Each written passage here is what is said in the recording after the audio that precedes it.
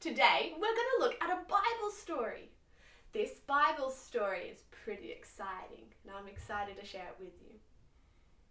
Today's story is called Daniel and the Den of Lions. We have a few characters in today's story. Daniel, he was a Jewish man who was living in a different city. He was very, very faithful to God, very responsible, and a good person. Our next character is King Darius. King Darius was king of Babylon. He was a new king, and he was a kind king.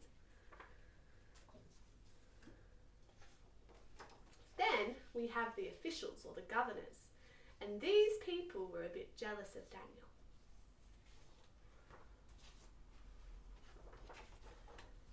Darius became king of Babylon.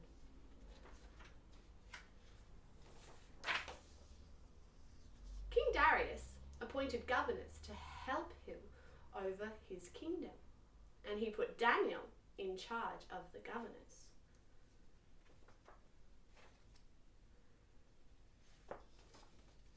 He was so impressed with Daniel that he decided to put Daniel in charge of the whole kingdom. This meant that he was second to the king.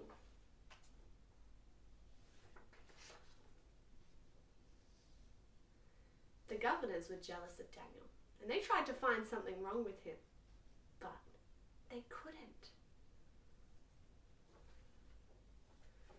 Daniel was really faithful, and he was a Jew.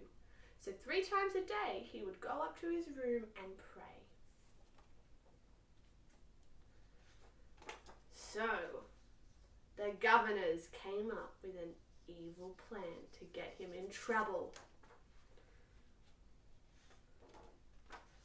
The governors knew that nothing would stop Daniel from praying to his God, so they came up with a new law. The law said that for 30 days, any person in the city who prayed to anything which was human or divine, which was not the king, King Darius, they would be thrown into the den of lions.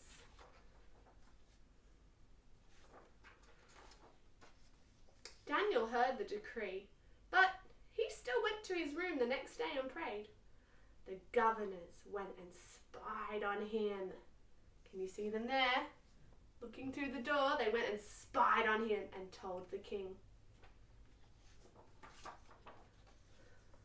When they told the king, he had no choice. He had to throw Daniel into the pit of the lions. Daniel was worried, and he was thrown in with the lions.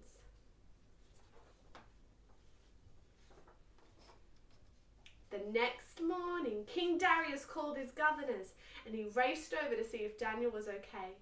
The king called down to Daniel, hoping for a reply. To the king's joy, Daniel answered him. He was alive. He had been kept safe by God in the den of the lions. The king was very mad at the governors and realized he had been tricked. So he ordered that all the governors be arrested and throw them into the den of the lions instead. And they were actually all eaten by the lions.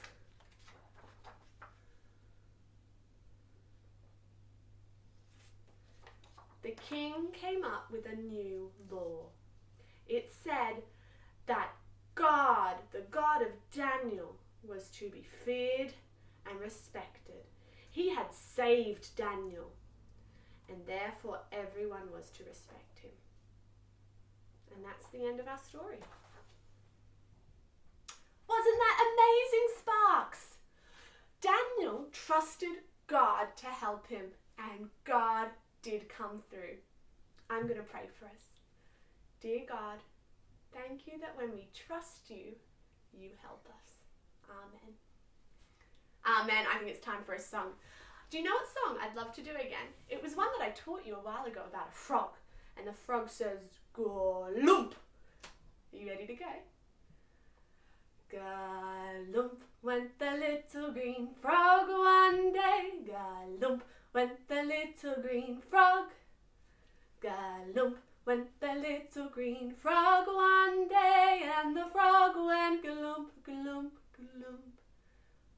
But we all know frogs go la-di-da-di-da, la-di-da-di-da, la-di-da-di-da. We all know frogs go la-di-da-di-da. They don't go glump, glump, glump.